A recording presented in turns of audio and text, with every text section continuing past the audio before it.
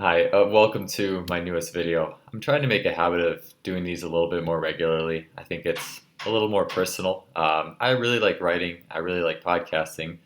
Seeing my face in front of you on a video is a little bit different sometimes, but it's something that I look forward to doing. I think I sometimes, well, if you bought my last book, Speed Strength, or at least saw it, it was a product of 3 years' work. It was supposed to be done in 1 year.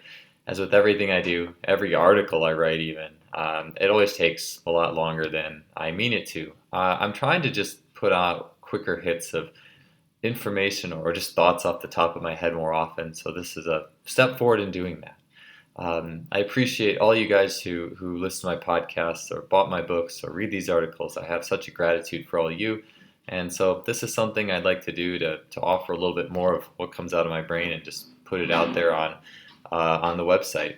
And so today, this fits with the article that you can read on Just Fly Sports. If this is just on YouTube, you're listening to it or seeing this. But my thoughts have recently been very much so on the power of intention in athletic performance, but really the power of intention in anything. And we often think of intention as, well, we often think of buy-in and belief. You have to buy into the training program for it to work. You have to believe in the training program for it to work. That's absolutely true.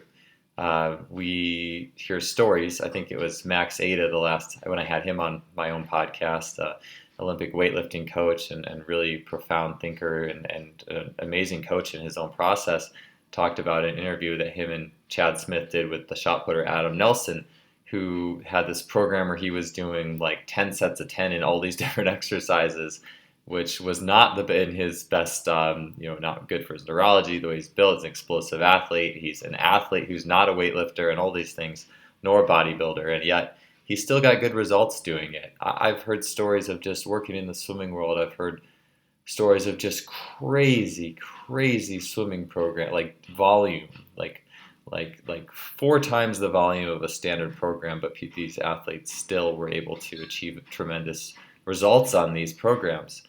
And so we do spend a lot of time saying, well, this is a good program, this is a bad program, and I take my programming very seriously. It's something that I've evolved in my own journey over time. Each year, I feel like I get a little bit better at it, and I'm able to not just write a good, like, explosive, the best French contrast circuit, but fit the training to the athlete, their neurotype, and everything that goes with unpacking that. But the power of but belief and buy-in, it's more than just, do you believe in the program? Because there's a lot of facets to that. And I think that the power of intentionality and cultivating the power of intentionality in a training program is a really key facet that I think we overlook, we miss, we don't look into because it's kind of esoteric. It's not, there is research and I'll get to it in visualization and training, and we're aware of that, but it gets into a little bit more of the esoteric world, and so I think it's easy to maybe run from a little bit. But I'm just going to tackle it with my thoughts for today, so take these for what they are. So intention in training. We know that visualization is a thing. It's studies that will show visualizing it, doing a training exercise versus actually doing it. The visualization has given, I believe, subjects 70% of the strength gains the people who actually trained achieved. And we know that we will quote, or sports psychologists will quote the Russian study that says a mix of the two is the best. And I think it might have even been 25% actual training, 75% mental or visualization. Sorry, there's a little jet going by. That was the best, or maybe 50-50, but it definitely wasn't it wasn't all training with the visualization as the little teeny afterthought. And I think that by having strong intentionality, we make the vision part of our process. It's just integrated in. It's built into the system. And this was first really expressed to me by spending time with Alex Lee, who was on the podcast alongside Tommy John. I got something in my eye, so hopefully this isn't too bothersome here. But Alex was the first person to drive into me the idea of taking an extremely simple exercise, the most simple thing, like an isometric, but putting the maximal intention behind it, the maximal emotion into everything. So you are glued in the present. You are nowhere but now, and you are experiencing this movement from a place of body and vision, the vision you have in your head for what you're trying to achieve. And I don't think there's any better way to stay in the present. Tommy John was Alex's mentor in all this, and with in my journey in growing to learn to my relationship with Tommy and learning from him and getting into a lot of like things like biology of belief and reading The Cure Within, like Joe Dispenza's work, like You Are the Placebo, and much more. You realize I start to appreciate what Tommy does even more, and it makes even more sense. And we think about when I see a training program now in a training environment, I have such a more expansive view because you can see everything that cultivates it from the like what's driving the athlete's emotional state, what's driving them forward. I've seen athletes who have basically even had like a very subpar training year. They were off and on in training, but then towards the end of the year, maybe it's their senior year, and the intentionality is so strong that drives them to their best performance. And no one would have thought, based off the training, it was possible. But if it's just that intention, and I see that a lot out of seniors because it is just like the reality is so clear and present, and time is precious, and it's a powerful thing.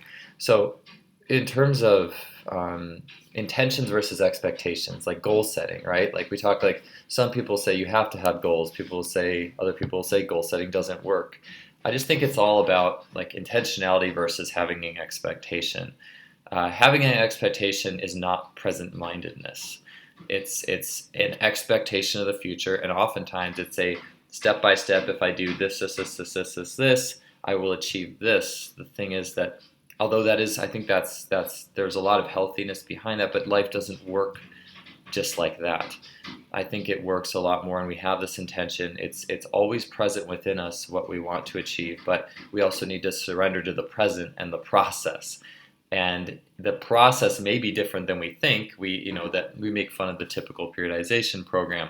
Every phase for the 30 weeks is blocked, as if it's all going to happen like that. We know it doesn't. We know it's like it's all over the place a little bit. It's just how life goes. So we always have to pack that intention. It's always there. It's always with us. And the emotions and the feeling of what we will have when we do achieve our goals should be with us, which is a way of kind of mixing that present-mindedness with the outcome. But we're not trying to completely own it, like in the sense of trying to completely control every step of the process. It just doesn't work that way.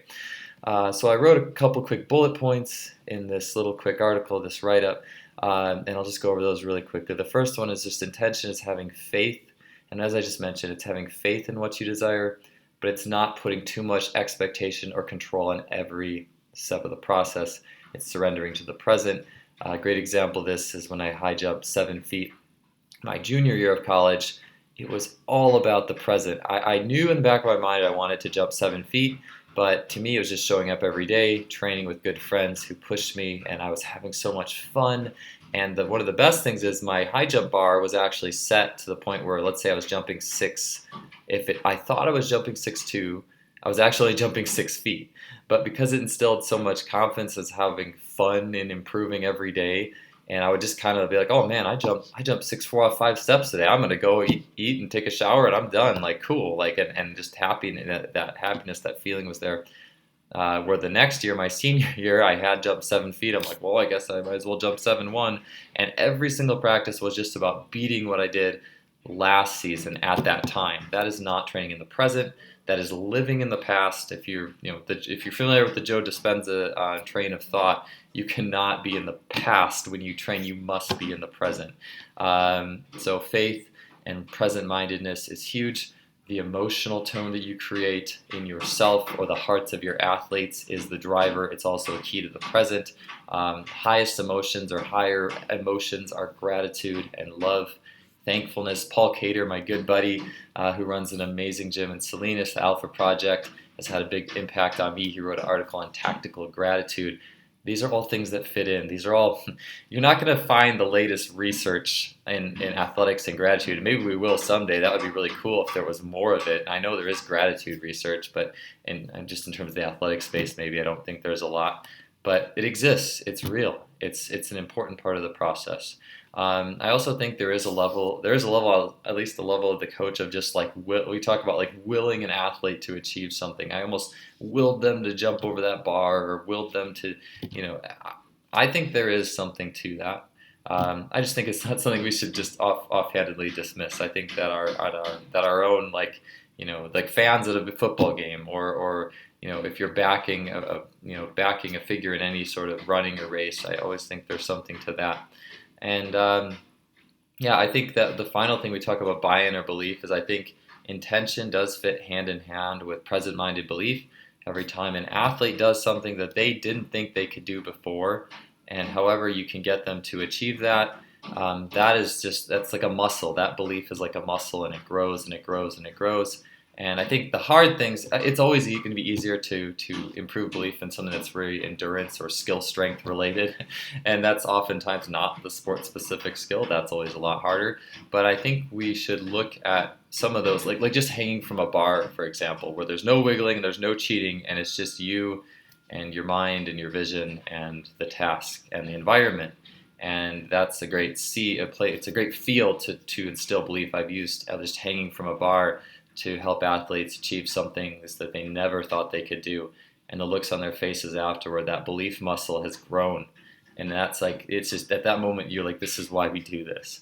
And I think that's that intersection of training and life and a lot of things. So those are my thoughts. I hope that was of use to you. If that spurred any thought in your mind, leave a comment on the video or the article on Just Fly Sports. I'd love to hear what you guys think. And I'm signing off for today. It was wonderful talking to you, and have a wonderful day.